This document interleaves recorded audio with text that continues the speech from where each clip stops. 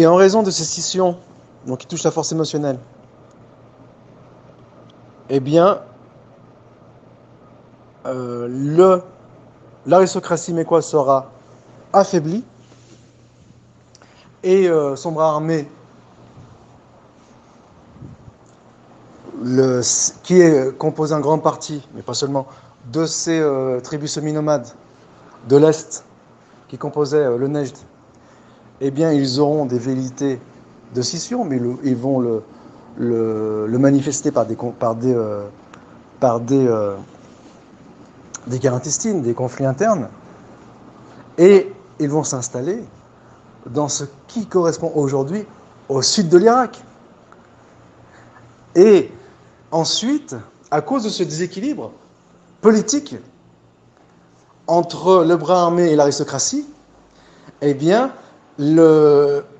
l'apport culturel civilisationnel, l'apport culturel et civilisationnel, mais je veux mettre l'accent sur l'apport culturel, eh bien, il sera déséquilibré.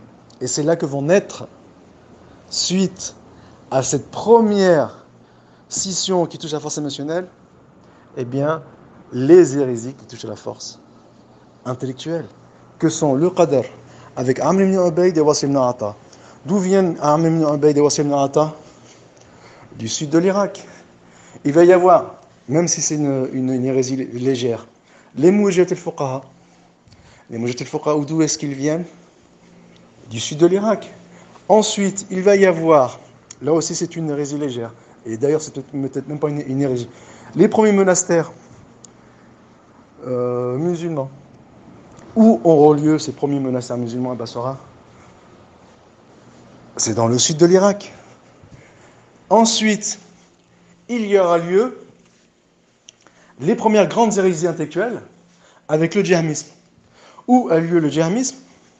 À Bagdad. Qu'est-ce que Bagdad? C'est une extension du sud de l'Irak. Donc la prophétie ici, elle a point nommé. Et là, on va résumer. C'est que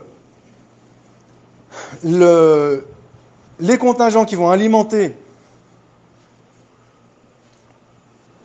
la fitna d'où sortent, d'où se lèvent les cornes du diable, c'est effectivement le Nejd, qui part de Yamama jusqu'au nord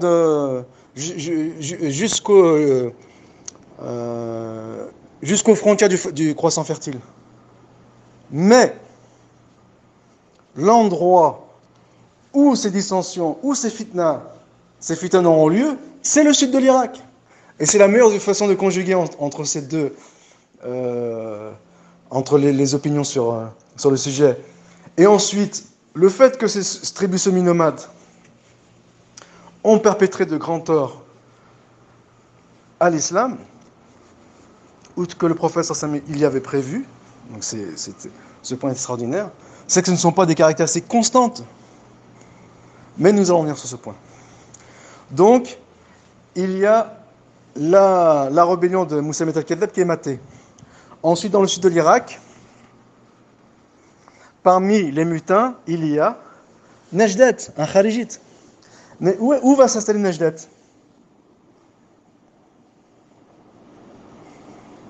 Il va s'installer dans le Najd.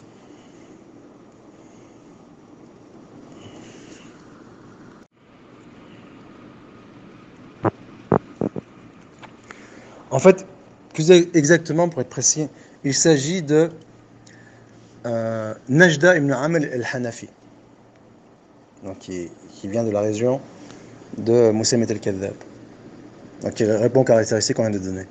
Où est-ce qu'il va s'installer et il sera le fondateur éponyme de la secte Najdat min al-Khawarij. Il va s'installer à Qatif, qui est la capitale de la province du Bahreïn, mais on va revenir sur ce point qui est déterminant. Mais il va s'installer où? Dans le Najd. Et ensuite, le Najd, il sera envahi, ou il sera sous la juridiction des Karmates. Et d'où viennent les Karmates? De l'Ahsa. Donc ici, nous sommes dans les conséquences de la fitna. du sud de l'Irak. Et ensuite, le Nejd va redevenir un no man's land, puisqu'ils se sont installés dans le sud de l'Irak notamment. Bon, j'insiste sur ce point, j'extrapole un peu, mais c'est juste pour insister sur ce point. Il va y avoir s'installer un no man's land dans le Nejd actuel, qui va durer des siècles. Et il y a à peu près, on va dire, 3 ou 4 siècles, peut-être un peu plus, on a appelé cette région Nejd el-Yamama. Donc, cette désignation Nejd el-Yamama, elle est nouvelle. Elle n'est pas ancienne. C'est un amalgame de dire le Nejd dont fait allusion le prophète, c'est Nejd el-Yamama. C'est un raccourci. C'est un raccourci énorme. Et il est possible que la raison pour laquelle on l'a désigné sous ce terme Nejd el-Yamama, c'est peut-être parce qu'on l'a assimilé au hadith, comme quoi d'où sortaient les cornes du diable, et c'était un no man's land pendant plusieurs siècles. Enfin, c'est retourné à l'état de no man's land pendant plusieurs siècles, donc il y avait des tribus semi-nomades qui ont vaqué dans ces régions. Donc il n'y a pas eu de civilisation, pas eu d'État dans cet endroit.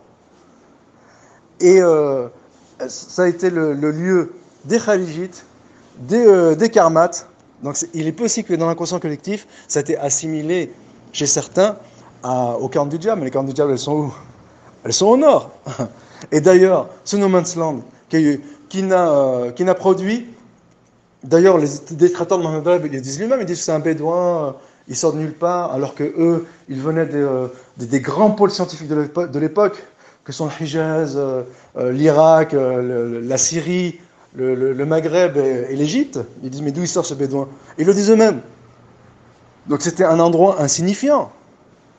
Comment pourrait-il devenir l'axe principal de la prophétie qui met en garde contre les cornes du diable? Et en plus, 10 ans après la mort du prophète, 10 siècles après la mort du prophète. Même si, on va dire, d'un point de vue linguistique, c'est possible. Mais ce n'est pas éloquent. L'éloquent, c'est de dire que cette prophétie, elle a lieu directement après la mort du prophète. Et là, maintenant, on va s'arrêter sur le Bahreïn. On nous dit qu'il y a un compagnon, c'est ce que va dire l'auteur, lorsque les délégations vont se rendre à Médine pour annoncer leur conversion, l'un d'entre eux, donc l'un des ambassadeurs, dira au prophète sallallahu alayhi wa sallam, nous, on vient du Bahreïn, et entre nous et toi, il y a le territoire des Rabi'a qui nous empêche de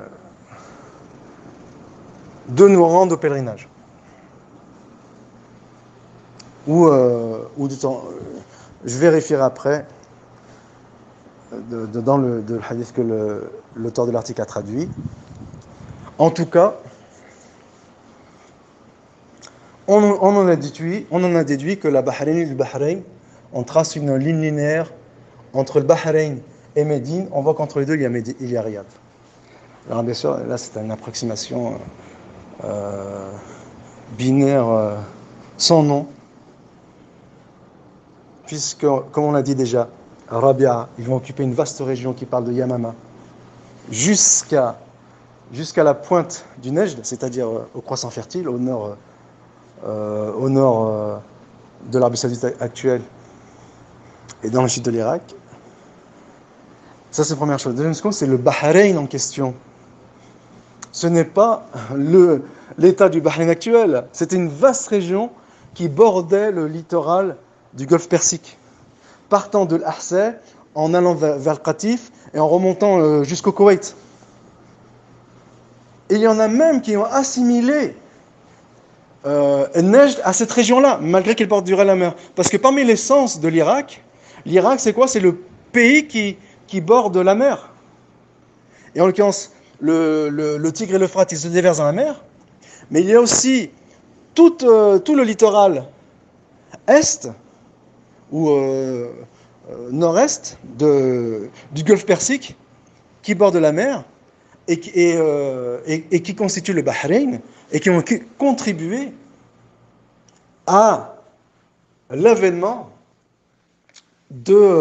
ou à l'explosion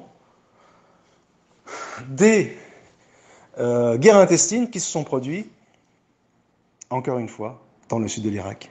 Et là, il y a une prophétie. Nejd va devenir chiite. Le Koweït actuel, il y a énormément de chiites. Qatif, c'est chiite. L'Ahsa, c'est chiite. Et on a vu en réalité les raisons historiques pour lesquelles ils sont devenus ainsi. C'est parce que c'était les tribus concurrentes aux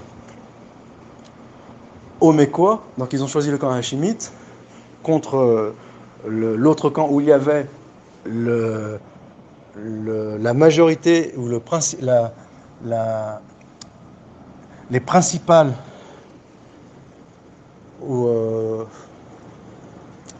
on va dire la majorité de ce qui constitue l'aristocratie mécoise, elles sont du côté des Muawiyah. Et là donc, encore une fois, même si, parce qu'en sachant qu'il y a une opinion qui dit que c'est le Nejd, le Bahreïn c'est le Nejd, même si le Bahreïn n'est pas le Nejd, en tout cas ici il y a, ou le Nejd d'où sortira la fitna des cornes du diable. Donc à chaque fois il faut se répéter pour être précis, pour ne pas qu'un discours porte à confusion. Eh bien c'est une conséquence, c'est un effet de cette fitna. Et qui est que le schisme il va s'installer là-bas et perdurer pendant des siècles. Et dont les effets et les conséquences elles sont palpables jusqu'aujourd'hui. Et là ça mérite vraiment que l'on appelle cet endroit comme les cornes du diable, qui est le sud de l'Irak. Puisque ces conséquences elles perdurent jusqu'aujourd'hui.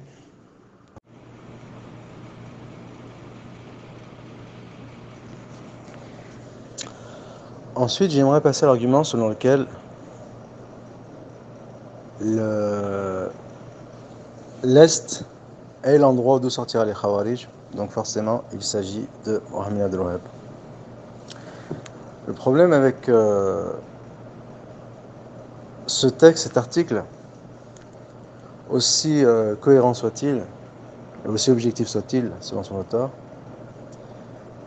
eh bien, il accuse certaines lacunes méthodologiques, notamment, donc il est sélectif, puisqu'il ne propose pas de façon exhaustive les textes sur ce thème, et notamment ceux qui s'opposent, et par là même, il ne répond pas aux objections qui s'opposent à son interprétation de ces textes. Et notamment, il occulte toute une série de textes, notamment rapportés par Ibn Omar, donc qui est plus à même de comprendre les intentions du prophète Mohammed sallallahu alayhi wa sallam, même si on peut discuter sur la chose, mais à première vue, il est plus à même de comprendre les intentions des législateurs.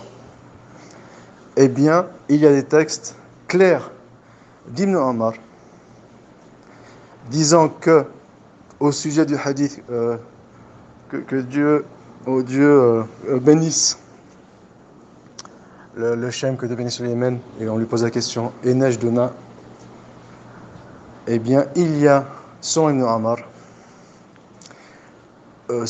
il s'agit de l'Irak, puisqu'il a utilisé ce texte, ou un texte équivalent, pour incriminer les habitants de l'Irak à qui il s'adressait. Et bien sûr, il s'agit encore une fois du sud de l'Irak. Il s'adressait aux gens du sud de l'Irak, où a lieu les fitans, et qu'il a incriminé. Ensuite, il y a même des textes, donc ici ce texte il est mawqouf à Ibn Omar, qui dit qu'il s'agit de l'Irak. Il y a même des textes qui remontent au prophète, même s'ils ne sont pas aussi authentiques que ceux rapportés par l'article, mais ils corroborent ou ils interprètent le sens vague que laisse en paraître l'article, et qui est que dans certaines versions, le prophète sallallahu alayhi wa sallam dit explicitement, ou la question elle est explicitement portée sur l'Irak, en disant « et notre Irak », et le prophète il dit de là sortiront les troubles et les tremblements de terre. En sachant que certaines versions disent « et la peste ». Donc il y a eu dans l'histoire des épidémies de peste connues dans ces régions-là, mais c'était juste une petite parenthèse, donc rien de déterminant. Et donc il occupe cette série de hadiths dans lesquels Abdullah ibn Omar il dit qu'il s'agit de l'Irak, dans lesquels le prophète sallallahu alayhi wa sallam lui-même dit qu'il s'agit de l'Irak, même si éventuellement certains sont controversés, mais grâce à des hadiths témoins ou en recoupant les hadiths, eh bien, ils se renforcent. Et donc, ici, nous avons des preuves claires qu'il s'agit de l'Irak. Et pour ce qui est des Kharijites, Abdullah ibn Omar, il incrimine les Kharijites en disant « Oh, vous, gens de l'Irak ». Il y a d'autres textes qui disent que les Kharijites sortiront en Irak. Donc, on l'a vu avec les hadiths sur avec les Kharijites qui se sont scindés de l'armée de Ali et qui sont réfugiés à Harura. Il y a des textes clairs qui décrivent les Kharijites, et Ali ibn Abi Talib, il fut heureux le jour où il a combattu les Kharijites, étant donné qu'il correspondait exactement à la description dont on avait fait le prophète sallallahu alayhi wa sallam, notamment un homme à manchot. Au début, lorsque Ali a demandé de le retrouver au milieu des cadavres ennemis kharijites après son expédition punitive, eh bien, dans un premier temps, on ne l'avait pas retrouvé. Il leur a dit insister, puisque le prophète ne peut se tromper. Et ils ont insisté, et ils ont retrouvé ce manchot au milieu des cadavres. Et là, Ali ibn Abi Talib a fait sajdat al-shukr. Il a remercié Dieu pour avoir combattu les Kharijites et pour avoir exécuté cette prophétie. Et bien sûr, cette bataille, elle s'est déroulée en Irak, dans le sud de l'Irak plus exactement. Ensuite, il est donc dommage d'occulter ces textes. Ensuite, pour ce qui est de dire que Dhul al-Khuwaysira, il avait la tête rasée et que parmi les caractéristiques des Kharijites était de se raser la tête et faire un parallèle avec les Nejdites qui eux-mêmes se rasaient, eh bien, il est possible de répondre en deux temps. Le premier, c'est que rien ne dit que Mohammed ibn Abdul Wahhab lui-même était rasé. Ça, c'est une première chose. La seconde, c'est que certes, les Nejdites, ils se rasaient, mais ils en avancent les explications. Ils vivaient au milieu des tribus bédouines. Donc ce n'étaient pas des tribus sédentaires, ou en tout cas, ils n'avaient pas la sédentarisation des grands pôles islamiques de l'époque. Eh bien, ils se léchaient les cheveux longs, et ils étaient rentrés en conflit avec eux, en guerre avec eux. Bien sûr, ils avaient, à leurs yeux,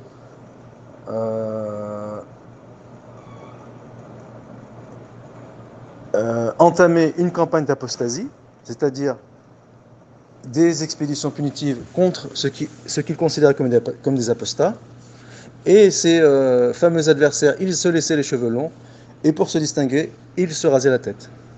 Alors, sans défendre l'idée qu'ils se rasaient la tête, eh bien, il y a parfois des descriptions qui sont encore une fois ponctuelles.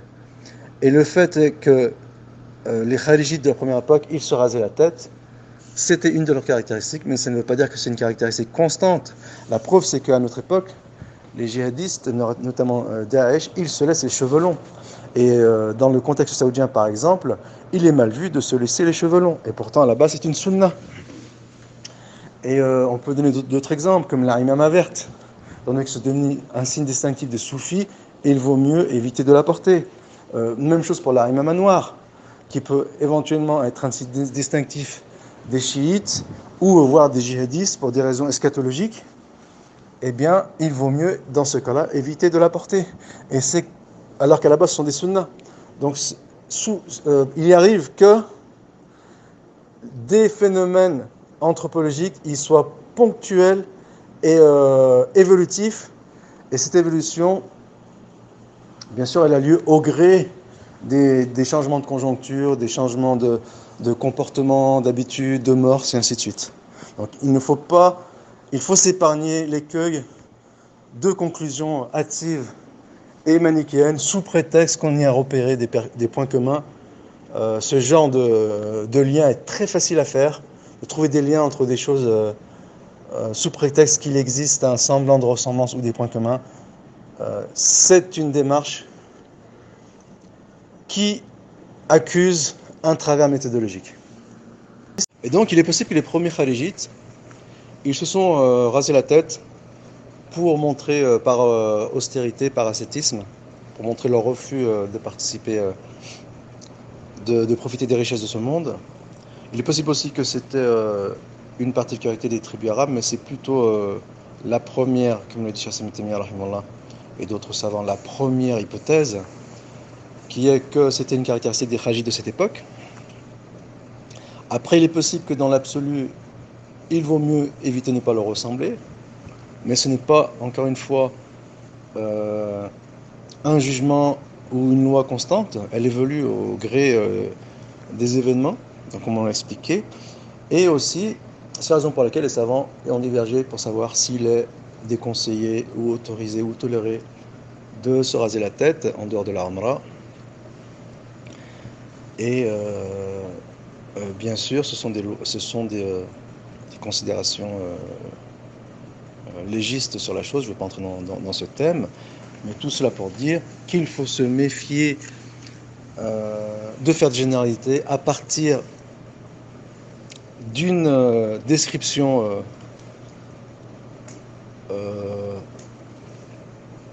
ponctuelle, d'en faire de généralité, et quand bien même cette description n'était pas ponctuelle, il faut éviter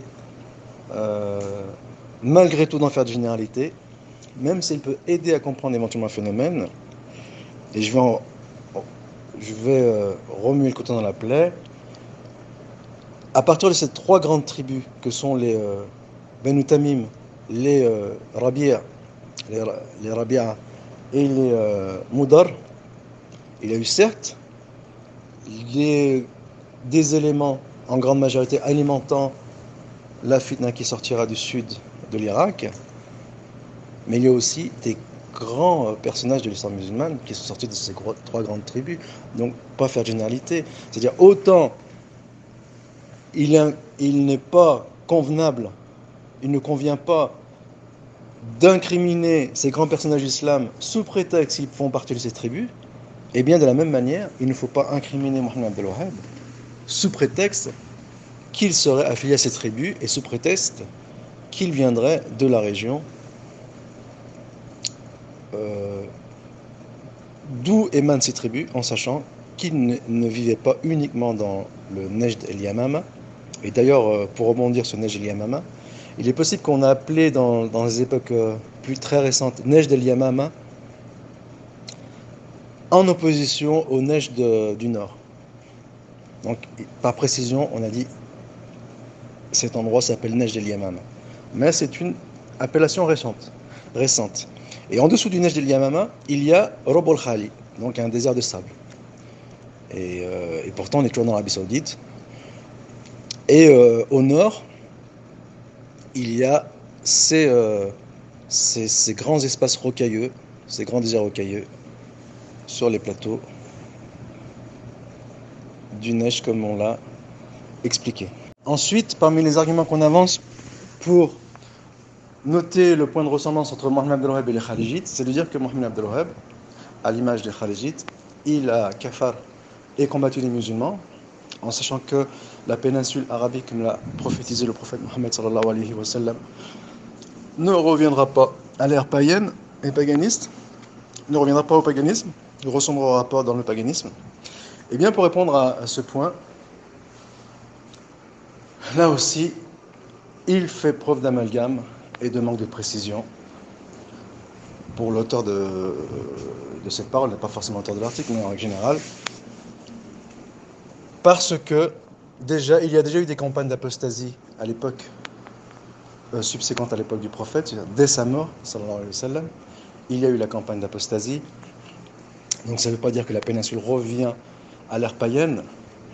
Et de la même manière, à travers l'histoire des musulmans, il y a eu des apostats en nombre, soit des sectes entières, ou soit des particuliers.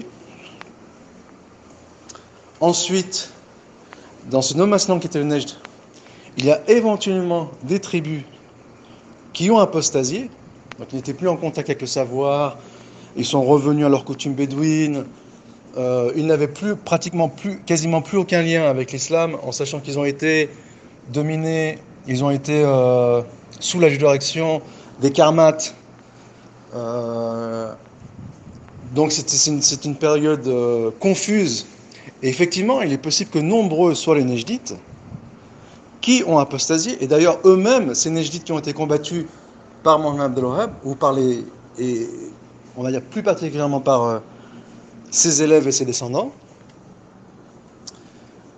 eh bien, eux-mêmes, ils vivent dans le Nejd. Donc ils sont concernés par ce qui serait être l'endroit où naissent les camps du diable. Ensuite, alors, on va dire que la différence avec les Kharijites, je dis on va dire que parce que c'est un point qui est difficile à éluder. Les Kharijites, ils kafarent les non-musulmans, ils jettent l'anathème sur les non-musulmans pour tous les péchés. Donc ce sont les petits péchés éventuellement, mais on va dire, en règle générale, on dit ça, mais c'est une extrapolation, j'en ai parlé dans un article, on dit qu'ils sortent les gens de la religion à cause des grands péchés. Donc ils ne font pas de distinction entre ce qui relève de l'apostasie et ce qui relève des grands péchés. Tandis que les Nejdites, eux, ils ont exclu de la religion des adversaires qui, eux, avaient commis des actes d'apostasie. Bien sûr, leurs détracteurs leur contestent. Il est là le hic, c'est que leurs détracteurs leur contestent, ce sont des actes d'apostasie. Donc l'istiraf abir al-illah, le tawassul shirki, l'intercession interdite et le culte des tombes. Mais cela relève des actes d'apostasie. Le seul point commun éventuellement qu'il pourrait y avoir avec les Kharijites, c'est qu'ils ont réduit de façon très restrictive les conditions pour faire sortir une personne de l'islam. Alors que, en général, il se produit l'inverse. C'est que on va dire les traditionalistes modérés, ils ont une vision extensive des conditions du takfir. Et eux, ils ont une vision restrictive des conditions du takfir. Donc, quelle est la nuance entre, on va dire, les traditionalistes modérés et, en l'occurrence, les nejdites, ou en tout cas une certaine partie d'entre eux. Mais leur vision restrictive du takfir, cela relève de l'ijtihad. Contrairement aux kharijites qui kafarent pour les grands péchés, et ça, cela relève de l'hérésie. Donc ici, la divergence, elle est de taille. Quand bien même cela relèverait de l'erreur, ce qui est le cas, ça ne fait pas d'eux des kharijites. Ça leur fait éventuellement une ressemblance, mais lointaine, avec les kharijites. Mais ça ne justifie pas de les assimiler à des kharijites. Et l'autre point, il est aussi discutable, c'est de dire que, de la même manière que les kharijites, ou à la manière des kharijites, les nejdites ont entrepris une insurrection, ils se sont insurgés contre le terrain en place, qui étaient les Ottomans. Et là aussi, la chose, elle n'est pas aussi manichéenne. C'est qu'il y avait une présence symbolique des Ottomans dans le Nejd, puisque le Nejd est un no man's land. Le seule chose qu'on pourrait éventuellement reprocher aux Nejdites, c'est d'avoir envahi la Mecque et Médine, qui était sous la juridiction des Ottomans. Mais c'est un mal pour un bien, puisque ils ont réussi, grâce à cela, à éradiquer le culte des saints et des tombeaux dans ces deux régions du monde. Et ils ont éradiqué un certain nombre d'innovations et ils ont ramené le traditionnisme en lieu et place de ces hérésies qui, pour certaines, atteignent le degré d'apostasie. Et donc, ce n'est pas, en tout cas, une insurrection proprement dite, c'est au mieux une insoumission, mais cette insoumission, elle a eu lieu dans un contexte particulier, dans une conjoncture particulière. Donc il y a des facteurs hétérogènes qui s'imbriquent les uns les autres et qui font que les conditions, elles sont complètement différentes de l'époque des Kharijites. Premièrement, ils n'ont pas été mus par la haine de l'aristocratie. Les Négites n'ont pas été mus par la haine de l'aristocratie quraïchite. Ils ne se sont pas insurgés contre les Quraïchites, que ce soit Hachémites ou Omeyyades. Ça, c'est une première chose. Ensuite, ils ne se sont pas insurgés contre l'orthodoxie. Bien sûr, là aussi, c'est le hic entre les deux camps, parce que pour les détracteurs de Nejdites, ils représentent l'orthodoxie et les Négites sont des hérétiques. Donc, en définitive, au lieu de ramener des arguments qui, éventuellement, peuvent démontrer que les cornes du diable s'appliquent à Mohammed Abdel Wahhab, ce qui le discréditerait, mais puisqu'il y a un camp opposé qui, lui, prétend le contraire, et qu'on va dire au mieux les arguments s'équivaut, donc il y a un statu quo, eh bien, il faut, pour discréditer Mohammed Abdel Wahhab, montrer que le credo qu'il défend est un credo hérétique. Et là, c'est une autre paire de manches. J'ai oublié de préciser dans le récapitulatif, c'est que l'article incrimine Mohammed Abdel Wahhab, puisqu'il serait de la tribu des Beni Tamim, au même titre que Dhul Khuwaysira, le Kharijite, ou en tout cas le père des Kharijites. Eh bien, comme expliqué dans la description du phénomène anthropologique, qui démontre que cette prophétie est extraordinaire, elle est au summum de l'éloquence et de la beauté, ou de la prodigiosité, eh bien, souvent, lorsque l'on qualifie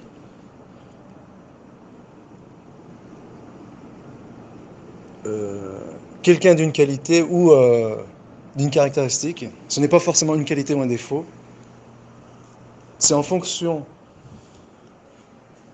du contexte, d'une part, donc c'est ni péjoratif, ni laudatif, mais c'est en fonction du contexte, ou si même en apparence elle est laudative, ou si même en apparence elle est péjorative, eh bien elle peut être utilisée à bon escient pour la rendre laudative, ou à mauvais escient pour la rendre péjorative. Donc tout dépend de son utilisation, et c'est souvent des caractéristiques à double tranchant.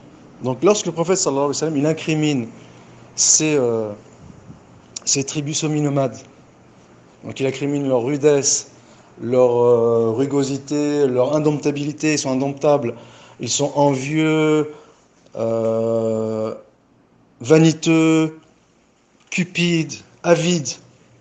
Mais en même temps, qu'on canalise leurs forces et qu'ils utilisent ces forces à bon escient, et c'est ce qui s'est passé lorsqu'ils sont entrés dans l'islam, eh bien, ils utilisent leur fougue, leur courage au service de la vérité, et qui en font des grands combattants de la vérité. Et c'est d'ailleurs, comme le dit le hadith, ils seront les êtres, les hommes les plus virulents contre le Masih ad-Dajjal, contre l'Antéchrist. Et qu'à l'inverse, les Kharijites, eh bien, ils vont gonfler les rangs de l'armée de l'Antéchrist. Et en l'occurrence,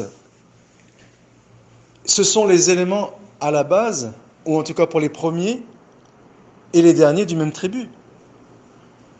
Les premiers Kharijites, ils sont de Banu Tamim, et ceux qui combattront l'Antéchrist, ils sont également de Banu Tamim. Donc tout est relatif. Et il faut s'éviter des jugements n'importe-pièce, des raccourcis faciles et binaires et primaires, et il faut entrer dans le détail. Et c'est grâce aux détails qu'on arrivera à des positions cohérentes, et non pas s'enfermer dans des explications toutes faites, à la limite entre guillemets populistes. Certes, on se fait comprendre, on se fait entendre, mais on manque de précision. Et dans l'analyse scientifique, le plus important, c'est d'être précis et d'être en phase avec la vérité, quand bien même cette précision, elle échapperait à énormément de gens et ne conviendrait pas à énormément de camps. Et bien sûr, quand je dis que c'est un mal pour un bien, ça ne veut pas dire qu'il faut justifier à notre époque les insurrections. Bien sûr que non. C'est-à-dire que Mohamed El-Wahhab dans le Nejd, il avait une armée. Il a d'abord, dans un premier temps, pacifié le Nejd. Et ensuite, il s'est orienté vers la Mecque et Médine. Donc, il s'agit d'une armée qui s'affronte à une autre armée. Ce n'est pas le cas d'une insurrection qui rapporte et ramène le trouble. Et ces motivations, ce n'étaient pas des motivations profanes en vue d'éventuellement prendre l'autorité, même si c'est une conséquence. Ces motivations, elles sont purement théologiques, dans le sens où il les a soumis à son autorité en vue de les ramener à l'orthodoxie. Donc maintenant, le tout est de définir qu'est-ce que l'orthodoxie et qui des deux camps est conforme à l'orthodoxie. Et il va sans dire que les détracteurs de Mohamed El-Wahhab vont se revendiquer du camp de l'orthodoxie, et à leurs yeux, le camp de Mohamed El-Wahhab sera du côté de l'hérésie. Et maintenant, ce sont les textes qui vont trancher, les textes et le consensus des anciens, qui vont trancher pour savoir qui des deux camps est conforme à l'orthodoxie. Alors pour conclure, nous allons faire un petit récapitulatif. C'est que le mal, il vient de l'Est. Et l'Est, il désigne le lever du soleil. En sachant que le lever du soleil, eh bien, il n'est pas constant en fonction des saisons. Donc, sa course progresse dans le cours inverse, dans la direction inverse de l'aiguille d'une montre. Et forcément, dans la journée, il va passer par l'Irak. De la même manière que forcément, lors de son coucher, il va passer par le Shem.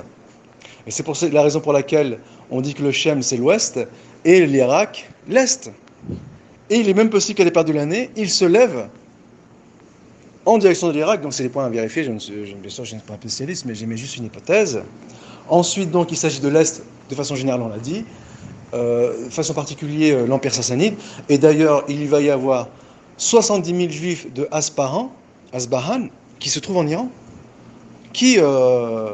enfin dans l'Iran actuel, pour être plus précis, qui sortiront, qui orneront ou qui alimenteront les armées de l'Antichrist. Et donc, plus particulièrement, il s'agit du sud de l'Irak, qui est alimenté par les contingents des grandes tribus du Nejd, que sont les Moudar,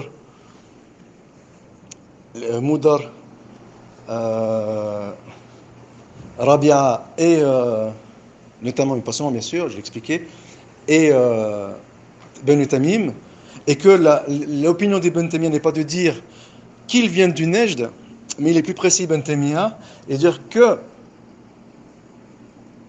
ces tribus vont alimenter les fitanes qui ont relu dans le sud de l'Irak.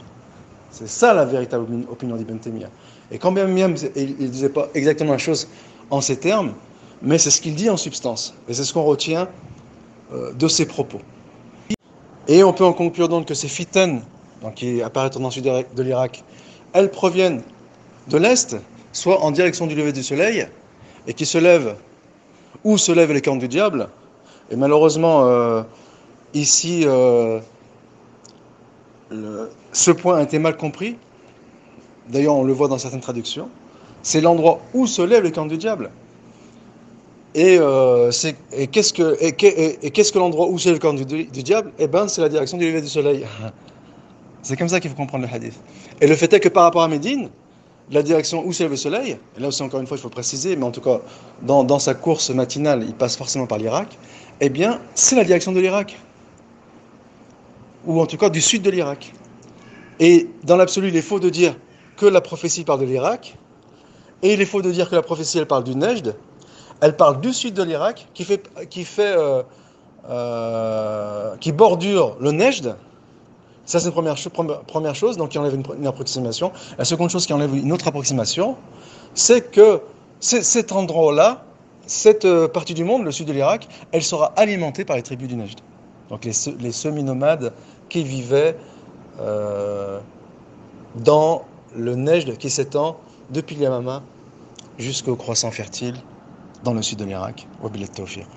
Ensuite donc, je disais que non seulement à travers l'histoire des musulmans, il y a eu des campagnes d'apostasie, depuis l'époque du prophète sallallahu alayhi wa sallam, mais qu'à la fin des temps, une partie de la péninsule arabique, voire peut-être toute l'Arabie, reviendra au paganisme. Il y a un hadith qui est clair, là, une prophétie claire qui dit que la fin du monde ne viendra pas avant que les femmes de Daous, c'est le sud de l'Arabie, donc c'est le Yémen, pourtant c'est l'endroit où le prophète sallallahu alayhi wa sallam il a sauté la baraka, elles n'adorent ou elles vouent le culte à l'idole du coin. Et il est fort probable que ce se produise après l'avènement du Mahdi, ou en tout cas, c'est un signe de la fin des temps. Et d'ailleurs, cela corrobore l'un des autres arguments utilisés par l'article pour discréditer Mohammed Abdel Wahhab, et qui dit que un homme de Moudar, donc on en revient à Moudar, eh bien, il va combattre les musulmans. Il en conclut que c'est l'énergie de Mohammed Abdel Wahhab. Là aussi, malheureusement, c'est un travers manichéen, puisque ici, il y a plusieurs textes, après on peut discuter de leur authenticité, s'ils sont apocryphes ou non, qui mentionnent explicitement que cet homme de Moudar, il va apparaître à l'époque du Mahdi. Donc on peut faire ici un lien avec les femmes de Daous qui vont adorer, qui vont retourner à l'adoration des idoles, au culte des idoles. Et il va y avoir un mécréant qui va combattre les musulmans. Et dans quelle région du monde? Au Yémen, avec des textes clairs. Et cet homme, il viendra de Moudar. Et ce n'est pas Mohammed Abdel Wahhab, c'est à la fin des temps. Alors certes, il y a des petits signes, des grands signes et des moyens signes. Alors certes, on peut annoncer des petits signes qui sont tard, peut-être au 5e siècle, 6e siècle, 10e siècle, pour justifier qu'on parle de Mohammed Abdel Wahhab. Mais il faut distinguer entre des signes qui ont lieu très tôt et dès la mort du prophète, en l'occurrence les signes qui parlent des cornes du diable et des guerres intestines. Donc des signes comme ça, on ne les annonce pas 10 siècles plus tard, ils ne viennent pas 10 siècles plus tard, et des signes qui auront lieu à l'époque du Mahdi. Il ne faut pas faire l'amalgame entre ces choses. Et là, cet article, malheureusement, bien sûr, à première vue, on ne le voit pas, il faut le voir à la loupe, il faut le lorgner à la loupe. Il est rempli d'amalgames de ce genre. Il mélange les gens, en littérature on dirait il mélange les gens, non mais c'est pas comme ça qu'on dit, mais en tout cas, sans dire il se mêle les pinceaux, parce qu'on va rester dans l'appréciation, on va dire, scientifique, c'est qu'il mélange, il fait des amalgames entre des réalités qui certes se ressemblent, mais qui sont complètement opposées et qui viennent à des périodes complètement opposées. En l'occurrence, entre l'avènement des cornes du diable, qui sont subséquentes à la mort du prophète sallallahu alayhi wa sallam, et un homme de Moudar qui va combattre les Yémites après le Mahdi, donc à la fin des temps, sous prétexte qu'il y a un point commun entre eux et qu'il y a le terme Moudar de la tribu de Moudar. Ben ça c'est léger comme raccourci. L'investigation scientifique, elle se veut d'être un peu plus rigoureuse. Il est très facile de faire des parallèles de ce genre de raccourcis. Il est extrêmement facile d'en faire. Il suffit d'avoir un peu d'imagination. Malheureusement, ils sont facilement détectables lorsqu'on en fait une analyse sérieuse.